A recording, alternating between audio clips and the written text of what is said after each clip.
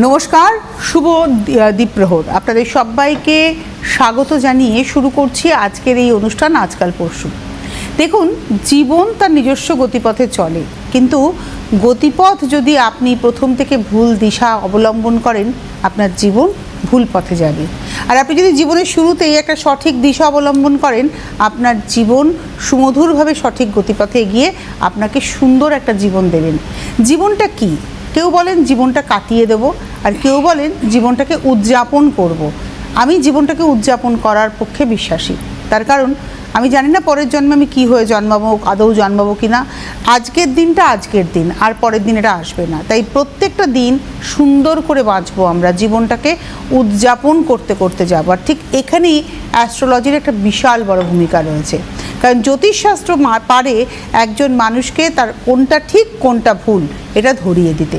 আর সেখানে সন্দীপ শাস্ত্রীর মতো মানুষ যারা অ্যাস্ট্রোলজিটাই করেন এবং অ্যাস্ট্রোলজিটাই নিয়ে তার এতটা দিনের পথ চলা, এত দিনের অভিজ্ঞতা, এত মানুষ দেখার অভিজ্ঞতা, এত মানুষকে সঠিক রাখার অভিজ্ঞতা, সেখান থেকে আজকের এই অনুষ্ঠানটি করব।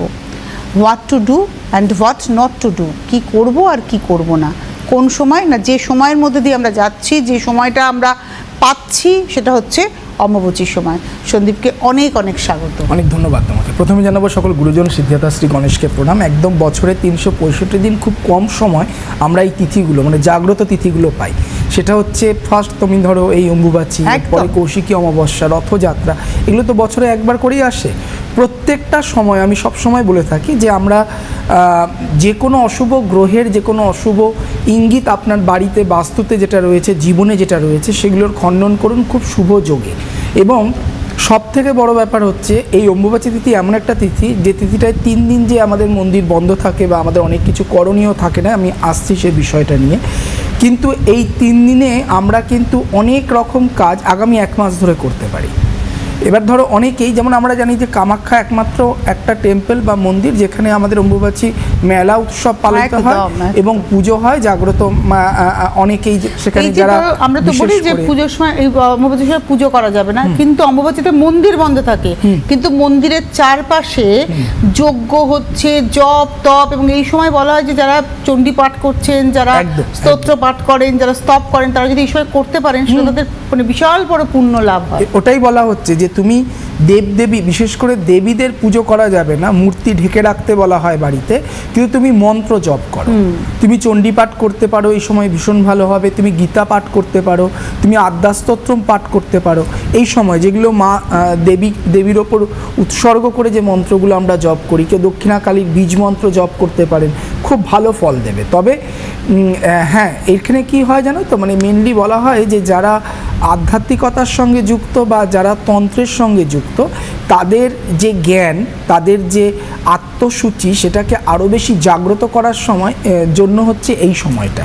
কারণ হচ্ছে যে তুমি ফিজিক্যালি, তুমি যেমন প্রতি বছর যাও, ফিজিক্যালি গেলে তুমি ফিল করতে পারবে যে এই সময় এই জায়গাটার কি মাহাত্ম্য রয়েছে।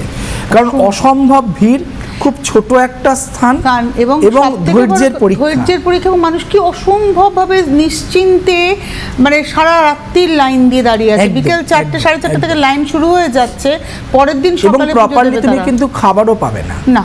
তার সত্ত্বেও মানুষ কিন্তু সেই ধৈর্যের পরীক্ষা। এবং কখনো বৃষ্টি হচ্ছে, কখনো একদম কম্পালসারি, হ্যাঁ, মানে কখনো রোদ্দুর, তুমি কিন্তু ভিজছো, রোদ্দুরে পুড়ছো, বাট তোমার কোনো ক্লান্তি আসবে না।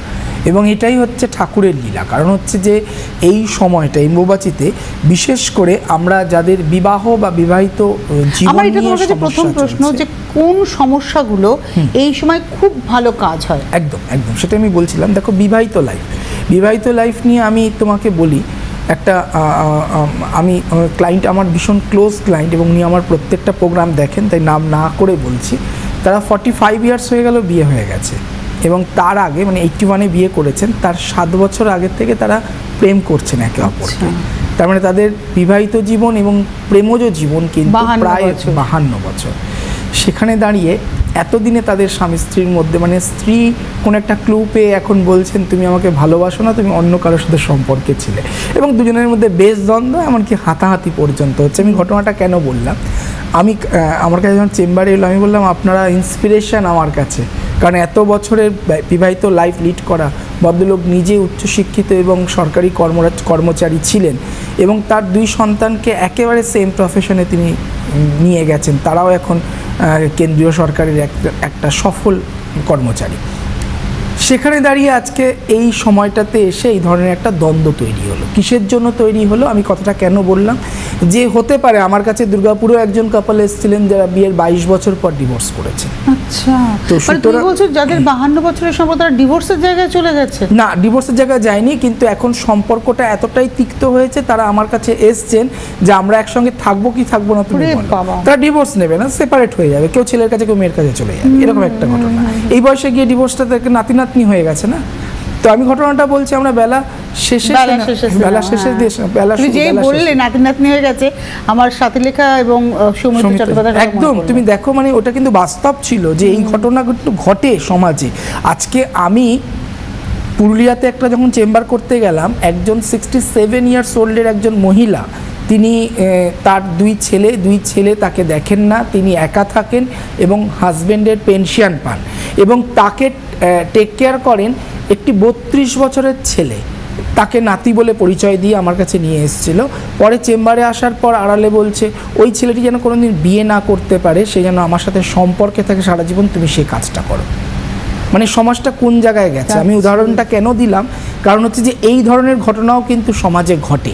আমরা 1-2 ফিল্মে দেখতে পাই ঠিকই, কিন্তু ফিল্মটা কিন্তু বাস্তবটাকেই দেখানো হয়, বাস্তবের একটা দূরবীন। এবং সেখান থেকে দাঁড়িয়ে এই যে সাংসারিক জীবনের সমস্যা, এই যে অনেকের ক্ষেত্রে 45 ইয়ার্স 50 ইয়ার্স 55 ইয়ার্স হয়ে যাচ্ছে, তবুও আপনারা চাইছেন এই বয়সে গিয়ে আমি বিয়ে করব, বিবাহিত লাইফ লিড করব, কিন্তু বিয়ে হচ্ছে না, বা এর আগে আপনারা করতে পারেননি, সম্বন্ধ খুঁজছেন, বিয়ে হচ্ছে না। আপনি প্রতিষ্ঠিত, আপনার অর্থ আছে, তৎসত্ত্বেও আপনার বিয়ে হচ্ছে না। সুতরাং জানতে হবে গ্রহগত সমস্যা। তাই যে কারণে যে সময় বিয়ে হওয়া দরকার ছিল, যেটা বিয়ের সময়, সেই সময় আপনার বিয়ে হয়নি। 2 নম্বর যেটা হচ্ছে সেটা হচ্ছে যে বিয়ে নিয়ে তো বললাম, পড়াশোনা, মানে কারণ হচ্ছে এখানে একটু জাস্ট ইন্টারাপ্ট করছি, বিয়েটা কিন্তু সঠিক সময় হওয়া ভীষণ দরকার আজকাল। এবং আরেকটা জিনিস, পুরো ক্যালকুলেশন, দেখো বিয়েটা তো প্ল্যানিং বা ক্যালকুলেশন। একটা তো তুমি বলছো বিবাহিত জীবনের সমস্যা, বিয়ে ভেঙে যাওয়ার মুখে, যাদের এরকম বিয়ে ভাঙতে চাইছেন না, যারা সংসার করতে চাইছেন, তারা এই সময়টাকে কাজে লাগাবে। অনেক মা বাবা আছেন ভীষণ ক্লান্ত ছেলে মেয়েকে বলে বলে যে বিয়ে কর, তারা বিয়ে করছে না, তারা কিন্তু কোনো সম্পর্কেও নেই, কিন্তু তারা মনে করছেন বিয়েটা একটা জেনজি সব বলছে না। আমি এমন একজনকে এই ট্র্যাডিশনটাই কিন্তু এখন বিয়ে করার প্রবণতাটাই চলছে। আমি এমন একজনকে জানি যার বয়স 32 থেকে 33 বছর, খুব সফল একজন ডাক্তার, কিন্তু সে বিয়ে করবে না। এটা অনেকেই বলছে। হ্যাঁ, মানে সে বলছে ইনফ্যাক্ট অনেকে চাইছে আমরা লিভ ইন করব, কিন্তু বিয়ে করব না। এটাও এই কালচারটাও চলছে। এই সমস্যা থেকে কি বের করে আনা যাবে? 100% যাবে, যদি তোমার হরোস্কোপে যোগ থাকে। ম্যাক্সিমাম ক্ষেত্রে আমাদের ওয়েস্ট বেঙ্গলের বাচ্চারা, আমি বারবার কিন্তু স্পেসিফিক করে বলছি, ওয়েস্ট বেঙ্গল, গুয়াহাটি এবং আগরতলা, এই 3টে জায়গায় বাঙালির পরিমাণটা বেশি। এবং যে জায়গায় আমি চেম্বার করি, আমার ম্যাক্সিমাম বাবা মারা বলছেন বাচ্চারা হয়তো ব্যাঙ্গালোর, পুনে, হায়দ্রাবাদ তারা পড়তে গেছে, পরবর্তীকালে চাকরি করছে এবং বাবা মাকে না জানিয়ে তারা লিভ ইন করছে, কিন্তু তারা বিয়েতে রাজি নয়।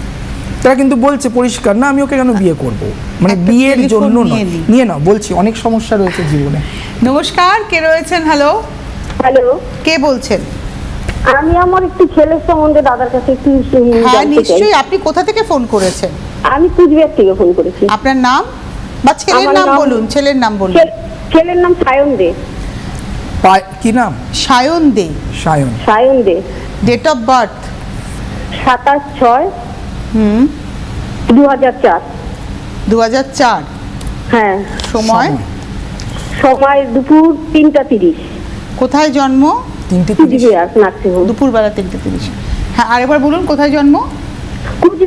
কুচবিহারে। আপনি দেখেন সন্দীপ শাস্ত্রীর অনুষ্ঠান? হ্যাঁ হ্যাঁ, খুব ভালো লাগে, যা দাদা যা বলে সব তো দেখি, সবারটা মিলে যায়। হ্যাঁ, আজকে দেখুন আপনার ছেলের সম্পর্কে কি বলেন। হ্যাঁ, আচ্ছা, রবিবার ছিল জন্মবার, তাই তো? হ্যাঁ হ্যাঁ, রবিবার। তুলা লগ্ন, তুলা রাশি, চিত্রা নক্ষত্র, রাক্ষসগণ বা দেবাড়িগণ আপনার ছেলে, জানা ছিল? হ্যাঁ, একটু জানি। আচ্ছা, দেখি চারটা কি বলছে। বক্রি অবস্থায় রয়েছে শুক্র, ছেলের নাম সায়ন বললেন, তাই তো? হ্যাঁ, সায়ন দে। মঙ্গলটা ভীষণ নিচস্থ হয়ে রয়েছে আপনার ছেলের ক্ষেত্রে। তৃতীয়পতি ষষ্ঠপতি বৃহস্পতি একাদশ স্থানে বসে রয়েছে। এই একাদশ স্থানে বৃহস্পতি বসে থাকার জন্য আপনার ছেলের একটি সরকারি চাকরি বা স্থায়ী চাকরির সম্ভাবনা রয়েছে, তবে সেই চাকরিটা ওর পাওয়ার ক্ষেত্রে খুব বাধার সৃষ্টি হবে। এই চার্টটা আর্টসের চার্ট এবং লিটারেচার রিলেটেড কোনো সাবজেক্টের ওপর যদি ও উচ্চশিক্ষা করে তাহলে ভালো যোগ রয়েছে, এমনকি ও রিসার্চও করতে পারে। কিন্তু ওর একটা পূর্ণ কালসর্প দোষ রয়েছে। এই পূর্ণ কালসর্প দোষ এবং লগ্নভঙ্গ কালসর্প দোষ দুটো ক্যারেক্টার। একটা হচ্ছে যে প্রথমত ওই পাতি বাংলা কথায় বারবার আমি একটা উদাহরণ দিই যে ভাত মেখে রেডি রয়েছে, আমি মুখে দিতে পারছি না, মানে দোরগোড়ায় গিয়ে কাজ আটকে যাবে। একদম দোরগোড়ায় গিয়ে আপনার ছেলের একদম পিক টাইমে গিয়ে কাজ সফলতা পাবে না, কেরিয়ারের ক্ষেত্রে বাধা আসবে, আর আপনার ছেলের বিবাহিত লাইফ নিয়ে একটু সমস্যা রয়েছে। শুনবো আমি, পড়াশোনাটা শুনবো আগে। হ্যাঁ, ও ইংলিশে অনার্স করেছে, সাউন্ডটা বাড়বে। 2025-এ পাস আউট করেছে। বক্সে আসেনি, বক্সে আওয়াজটা আসবে, তাই তো? হ্যাঁ, বক্সে একটু আওয়াজটা আসবে। হ্যাঁ, শুনবো, বলুন। ও ইংলিশ অনার্স নিয়ে পাস আউট করেছে 2025-এ। মানে লিটারেচার নিয়ে হলো? হ্যাঁ। একদমই তাই। তো ইংলিশ অনার্স নিয়ে মানে গ্র্যাজুয়েশন করলো, মাস্টার্স করেনি? না না, বেশ, কালসর্প দোষ কিন্তু খেলা দেখানো শুরু করে ফেলেছে অলরেডি। মানে কি মাস্টার্স করেনি কেন? ইচ্ছে করেনি নাকি নাম্বারে কুলায়নি? না, নাম্বারও আসেনি। নাম্বারে আসেনি। কাল সর্পদোষ আমি কেন জিজ্ঞাসা করলাম, হ্যাঁ। দুটোই হতে পারে, হয় দুটোই ইচ্ছে হয়। করেনি নইলে কাল নাম্বারে নাম্বারে আসেনি। আর একটা জিনিস হচ্ছে যে কি করছে এখন? এখন কিছুই করছে না, এখন ওই চাকরির জন্যই প্রিপারেশন কি নিচ্ছে। ধরনের চাকরি? Banking, railway. মানে সরকারি চাকরির জন্য? হ্যাঁ হ্যাঁ হ্যাঁ। আচ্ছা, আর যাদের- ইংলিশ অনার্সটা নিতে ওকে কে বলেছিল? নিজেই নিয়েছিল? হ্যাঁ। বেশ, জন্মস্থান থেকে দূরে ট্রাই করতে বলুন ওকে। ওর ক্ষেত্রে ক্লারিক্যাল রিলেটেড অথবা রেলওয়ে রিলেটেড চাকরির যোগ রয়েছে, ব্যাংকিংয়ের দিকে এগোতে বারণ করবেন, ঠিক আছে? আচ্ছা। এবার আমি আপনাকে একটা জিনিস বলি, সেটা হচ্ছে ইমিডিয়েটলি আপনার ছেলের ক্ষেত্রে এখন যে সময়টা চলছে, ওর লাস্ট ইয়ার 2025 সালের এপ্রিল মাসের পর থেকে কর্মযোগ চালু হয়ে গেছে। এই কর্মযোগটা টানা থাকবে 2032 সালের মার্চ মাস পর্যন্ত। তার মধ্যে 2027, 2028 আর 2029 এই তিনটে সাল ওর জন্য খুব মানে ভাইটাল ইয়ার career-এর এবং peak-এ কেরিয়ারের গোল্ডেন টাইম চাকরি পাওয়ার জন্য। এবার আপনাকে কি করতে হবে, তার আগে ওর যে মোক্ষম দোষটা রয়েছে এটা কাটাতে হবে। খুব ভালো ভালো যোগ আগামী দিনে বা এখনই আমাদের হাতে রয়েছে। যদি আপনি মনে করেন কুচবিহার বা নর্থ বেঙ্গল বন্ধুদের এই অম্বুবাচীর আগে আমি বসছি, আপনারা চাইলে এটার প্রতিকার প্রতিবিধান আপনি চাইলে করাতে পারেন কুচবিহারে যোগাযোগ করে। ধন্যবাদ, সঙ্গে থাকুন। অনেক ধন্যবাদ। দেখুন, অম্বুবাচীর যেদিনকে লাগবে সেদিন থেকে টানা 1 মাস, আমি আবারও বলছি, যেদিনকে এই যে লাগছে সেদিন থেকে টানা 1 মাস একটা ভালো মুহূর্ত থাকে, ভালো একদম, সময় থাকে। আপনারা এই সময়টাকে সম্পূর্ণ কাজে লাগাতে পারবেন। কি করতে হবে? আপনারা যোগাযোগ করবেন। এই যে ফোন নাম্বারগুলো রয়েছে প্রত্যেকটা হোয়াটসঅ্যাপ নাম্বার, আপনারা সেখানে যোগাযোগ করুন, যারা দূরেতে আছেন, যারা অনলাইনে দেখাতে চাইছেন। পাশাপাশি বুকিংয়ের জন্য যোগাযোগ করুন। আমি একটু বলে দিই, আগামী 20 তারিখে আপনারা পাচ্ছেন হচ্ছে হাওড়াতে, পরবর্তী পাবেন হচ্ছে 21 তারিখ সিউড়ি, 21শে জুন আগামীকাল সিউড়িতে, 22শে জুন আলিপুরদুয়ার, পরবর্তী 23শে জুন কোচবিহার। এই যে কোচবিহারের বন্ধু, আপনি 23 তারিখে কিন্তু পেয়ে যাচ্ছেন, এখনই অ্যাপয়েন্টমেন্ট করে নিতে হবে। 23 তারিখে কোচবিহার, 24 তারিখে শিলিগুড়ি, 26 তারিখ অন্ডাল, 27শে জুন হাজরা, 29শে জুন বাঁকুড়া, 7ই জুলাই দুর্গাপুর, 19শে জুলাই 9ই জুলাই ব্যারাকপুর এবং 10ই জুলাই আসানসোল, 12ই জুলাই রামপুরহাট, 13ই জুলাই বালুরঘাট, 19শে জুলাই বর্ধমান এবং 20 জুলাই আগরতলা, 26শে অগস্ট গুয়াহাটি। এই 20 জুলাই আগরতলা পর্যন্ত কিন্তু আমরা অম্বুবাচীর এই ভালো ফেসটাকে পুরোপুরি একদম, পাচ্ছি। একদম। যেহেতু তুমি একটা অ্যানাউন্সমেন্ট করলে 20 জুন হাওড়া তো আজকে আছে, আজকে। কিন্তু আজকে না বুকিং ফুল হয়ে গেছে, নতুন করে আর নিতে পারছি না। নেক্সট হাওড়াটা হচ্ছে 18 তারিখ, 18ই জুন। 18ই জুন হাওড়া রয়েছে। তো এইটা আপনারা নোট ডাউন করবেন, যারা হাওড়া জুন 18 জুলাই জুলাই জুলাই 18ই জুলাই হাওড়াতে পাবেন। মানে আজকে হাওড়াতে হয়তো আর হবে না, হয়তো কেন হয়তো হবেই না। আপনারা ফোন করে দেখতে পারেন, হয়তো কেউ নাম লিখিয়েছেন, তিনি হয়তো আসতে পারছেন না, সেখানে হয়তো 1জন 2জনের প্লেস হতে পারে, বাট না হওয়ার চান্সই বেশি। তো হাওড়ার বন্ধুরা আগামী 18ই জুলাইয়ের জন্য নাম এনরোল করে রাখতে পারেন। আর আগামীকাল কিন্তু সিউড়ি, তারপরেই আপনারা 22-23 পাচ্ছেন, 22-23-24 এই 3 দিন আপনারা উত্তরবঙ্গে পাচ্ছেন। 22 তারিখ আলিপুরদুয়ার, 23 তারিখ কোচবিহার, 24 তারিখ শিলিগুড়ি। মানে উত্তরবঙ্গের বন্ধুরা কিন্তু অম্বুবাচীর জন্য খুব দ্রুতই যোগাযোগ করে নিতে হবে। একদম। এবার what to do and what not to do ভীষণ ইম্পর্টেন্ট, কিন্তু কি করব কি করব না। একদম। যেমন তোমার আমরা যেটা বলছিলাম যে আমরা দেবদেবীর পুজোর মধ্যে দেবীদের আমরা বলি যে মূর্তি ঢেকে রাখতে এই সময়টাতে পুজো না দেওয়াই ভালো। সেক্ষেত্রে তুমি ধূপ দেখাতে পারো। আচ্ছা, এই ধরো আমাদের ঘরে যে শিবলিঙ্গ রয়েছে বা গণেশের মূর্তি রয়েছে, সেখানেও কি আমরা প্রসাদ পুজো দেব করা না? যাবে, অবশ্যই পুজো করা যাবে। দেবী মূর্তি বললাম, মানে ধরুন একসাথে যেখানে রয়েছে সেখানে আলাদা করে দিতে হবে, কাপড় দিয়ে, লাল কাপড় দিয়ে ঢেকে দিতে হবে মুখটা। এবং অনেকে গোপাল পুজো করেন না, নিত্য সেবা করতেই হয়। নারায়ণ শিলা থাকলে তোমাকে নিত্য সেবা করতেই হবে, তো এগুলো তো করতেই হবে। এছাড়া যারা গুরু দীক্ষা নিয়েছেন তারা গুরু মন্ত্র রোজ জপ করবেন। আপনি যে কোনো মন্ত্র জপ করতে পারেন, মন্ত্র জপ করতে কোনো অসুবিধা নেই এখানে। আপনি যদি রেগুলার আদ্যা স্তোত্রম বা হনুমান চালিসা বা গায়ত্রী মন্ত্র এগুলো পড়তে পারেন, চণ্ডী স্তোত্রম পাঠ করতে পারেন, কোনো অসুবিধার কিছু নেই।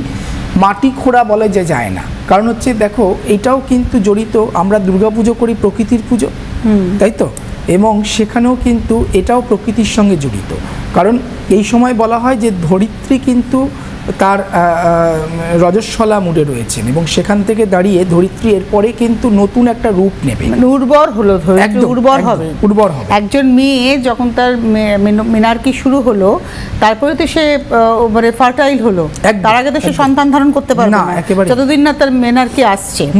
এই পিরিয়ড শুরু না হলে একটি মেয়ে সন্তান ধারণ করার ক্ষমতা পূর্ণতা পাচ্ছে না। তবে ধরিত্রী এরপরেই ফসল ফলাবে, পূর্ণতা হবে। এবং সেখান থেকে দাঁড়িয়ে তাই ধরিত্রীকে আঘাত করা যাবে না। যেমন অনেকের এখন তো ম্যাক্সিমাম বাড়িতে ওয়াশিং মেশিন রয়েছে, কিন্তু অনেকে মাটিতে স্পর্শ করে কাপড় কাচবেন না, মানে যেটাকে আমরা খুব বাতি বাংলা কথায় থুবে বলি। 2 নম্বর হচ্ছে যেটা, সেটা মাটি খোঁড়া যাবে না। 3 নম্বর যেটা, অবশ্যই আপনার দেবীর ক্ষেত্রে দেবীদের মুখ ঢেকে রাখবেন। আর এই সময়টাতে বিশেষ করে যারা বৈধব্য জীবন পালন করছেন প্রত্যেকের ক্ষেত্রে অম্বুবাচী একটি খুব কড়া রিচুয়ালস, যেটা অনেকেই করেন, অনেকে করতে পারেন না। তবে নিরামিষ খাবার চেষ্টা করবেন, নিরামিষ খেলে খুব ভালো হয়। আর এই অম্বুবাচী যেদিন ছেড়ে যাওয়ার পর অবশ্যই কিন্তু প্রত্যেকটা দেবদেবীকে পবিত্র জলে বা গঙ্গার জলে মুছিয়ে নেবেন, এবং অবশ্যই ঠাকুরের আসন চেঞ্জ করবেন, নতুন করে ঠাকুরের আসন পাতবেন। ঠাকুরের আসনটাকে পুরোটাই চেঞ্জ করে ধুয়ে মুছে পরিষ্কার করতে হবে। কেউ আছেন না? নিয়ে নাও, বলছি। নমস্কার, কে রয়েছেন? হ্যালো, নমস্কার, কে বলছেন? হ্যালো, আমি কোচবিহার থেকে বলছি। কোচবিহার থেকে কে বলছেন? বলুন। কোচবিহার থেকে বলছি আমি বিভা দাস। বিভা, তুই শুনতে পাচ্ছ? আচ্ছা, আচ্ছা, বক্সের আওয়াজ বাড়বে। বিভা দাস ছেলের ব্যাপারে জানবেন, ছেলের নাম কি? শুভদীপ দাস। শুভদীপের ডেট অফ বার্থ বলুন। 5/9/1988। 5ই সেপ্টেম্বর 1988। সময় বলুন। সকাল 4:50। ভোর 4:50। কোথায় জন্ম? কোচবিহার। ওকে, শুনতে থাকুন। দেখেন তো অনুষ্ঠান? হ্যাঁ হ্যাঁ, দেখি, অনেকদিন থেকে চেষ্টা করি, পাই না, লাইন পাই না। আচ্ছা আচ্ছা, সোমবার ছিল জন্মবার, তাই তো? হ্যাঁ হ্যাঁ হ্যাঁ। সিংহ লগ্ন, মিথুন রাশি, আদ্রা নক্ষত্র, নরগণ আপনার ছেলের, জানা ছিল? হ্যাঁ, এইটুকু জানি। বেশ, মঙ্গল বক্রী অবস্থায় রয়েছে। এখানে লগ্নে রবি এবং কেতু একত্রে গ্রহণ দোষ হয়ে সৃষ্টি করেছে। অষ্টম স্থানে মঙ্গল, মাঙ্গলিক দোষ রয়েছে। আরেকটা জিনিস আমি আপনাকে বলবো, সেটা হচ্ছে যে ওর বৃহস্পতি 10ম স্থানে রয়েছে শুক্রের ঘর, এটা খুব ভালো। আপনার ছেলের ক্ষেত্রে এই 4টাতে চাকরির যোগ রয়েছে, বাট উন্নতর চাকরি, মানে চাকরিতে প্রমোশন, উন্নতি, এ ধরনের জায়গাতে প্রচণ্ড বাধা পাবে। রবি একটা এমন গ্রহ যে গ্রহটা উন্নতি দেয়, কর্মক্ষেত্রে সফলতা দেয় বা নাম যশ খ্যাতি বাড়ায়। সে কেতুযুক্ত হয়ে এই কর্মক্ষেত্রে নাম যশ খ্যাতি বা উন্নতির ক্ষেত্রে বাধা সৃষ্টি করবে। ছোটোখাটো চাকরি বা স্থায়ী চাকরির সম্ভাবনা রয়েছে, তবে চরম পরিমাণে ডিস্টার্ব হচ্ছে ওর বিয়ে বা বিবাহিত লাইফ। কারণ অষ্টম স্থান ঘাতক স্থানে মঙ্গল, এটা ছন্ন ছাড়া যোগ। যদি বিয়ে হয়, বিয়ে ডিভোর্স হয়ে যাবে বা বিপত্নিক হতে পারে আপনার ছেলে। অবশ্যই জটক বিচার করে বিয়ে দেবেন, দেরি করে বিয়ে দেবেন। হ্যাঁ, বিয়ে দেবেন মানে কি? 38। তাহলে জানি না বিয়ে হয়েছে কিনা। হয়েছে কি বিয়ে? না না, বিয়ের ব্যাপারে যারা একটু জানতে চাই, এই বিয়ের ব্যাপারে কি ঘটনাটা কি ঘটেছে? ছেলে বলে যে বিয়ে করবো এই পর্যন্তই, আর এগোয় না। না, মানে ছেলে বিয়ে করব বলছে, এগোবে কে? এগোবে তো বাবা মা। আমরা এগুলো বলে কি না, আমরা যদি এগোই বলে কি সংসারটা করবো আমি, এই কথা বলে। সংসার করবি তুই, ঠিক আছে তুই পছন্দ কর, যাকে পছন্দ করবি তার সঙ্গে বিয়ে দিব। বলছে হ্যাঁ আর দেরি করবো না, ব্যাস এই পর্যন্ত শেষ, সব হয়ে গেল। আমি তো অনেক ছেড়ে দিয়েছি, অনেক চেষ্টা করি, অনেক মেয়ে দেখেছি, ও ঠিক মতো। ছেলের কি কাউকে পছন্দ আছে? আপনি কি জানেন ছেলের কাউকে পছন্দ আছে কিনা? আমি তো বলি আমি সেটা জানি না, জানি না, বলতে পারবো না। ছেলে বলে যে হ্যাঁ আমি বিয়ে করবো। ছেলে কি করে ছেলে? পিয়নের চাকরি করে। কোথায় করে পিয়নের চাকরিটা? কোথায় করে? পোস্ট অফিসে। মানে কি ওটা কি সরকারি চাকরি না কন্ট্রাকচুয়ালে আছে?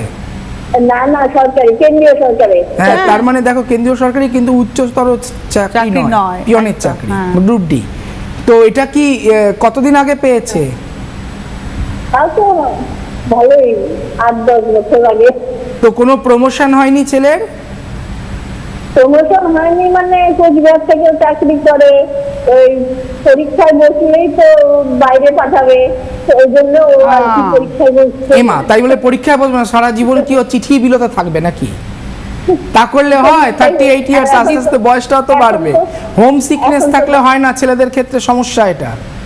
এখন তো বাড়ি থেকে করে, বাইকে যায়, ব্যাস বাড়ি থেকে খেয়ে দিয়ে চাকরি করে। মানে বাড়িতে খেয়ে দিয়ে চাকরি করে আপনার ছেলে স্যাটিসফাইড, তাই তো? হ্যাঁ, বেশ থাক, দরকার নেই।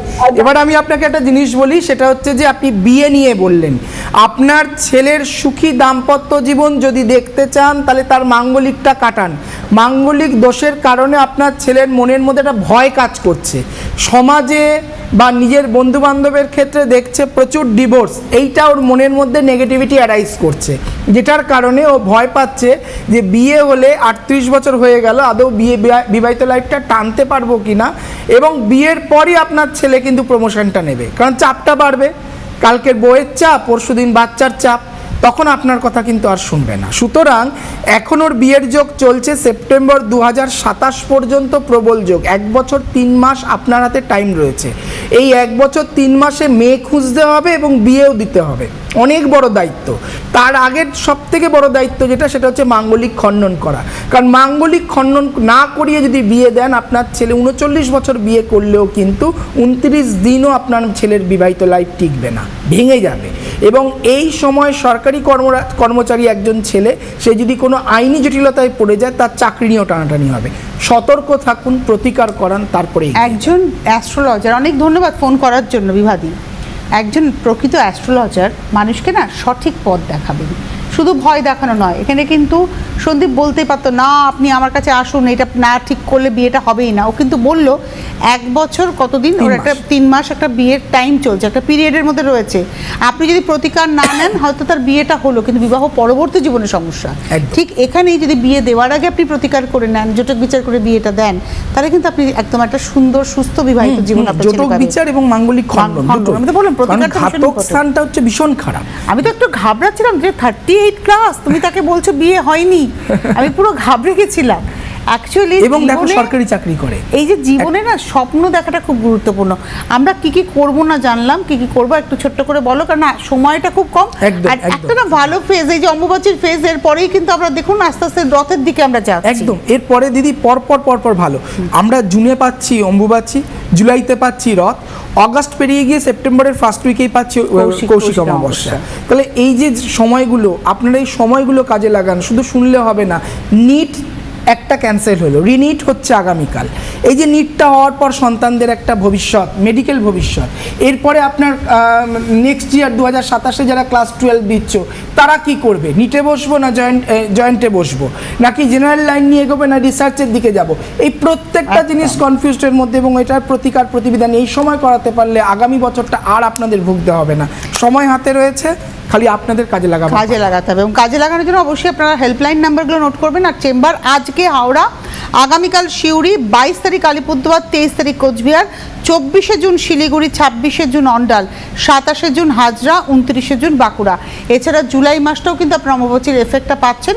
20 জুলাই আগরতলার চেম্বার পর্যন্ত এই এফেক্টটা আপনারা পাবেন। অনেক ধন্যবাদ জানাবো তোমাকে, ধন্যবাদ আপনাদের, নমস্কার। নমস্কার।